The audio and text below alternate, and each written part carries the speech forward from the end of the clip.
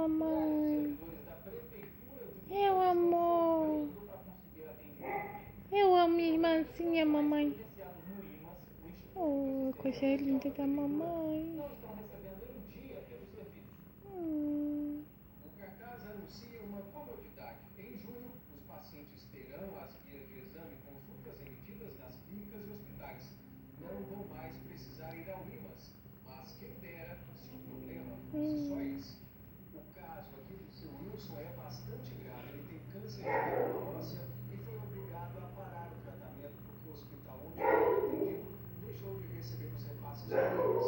Agora ele tem, além da doença, uma outra preocupação: conseguir dinheiro para pagar a quimioterapia e a medicação. Você sabe que eu fico sem saída, né? Porque se eu pago essa quimio, uma sequela pode vir uma força fatal. A dona Maria Helena é merendeira aposentada, tem hipertensão, hérnia de disco e artrose. E quando mais precisa do plano de saúde, não arranja um médico credenciado.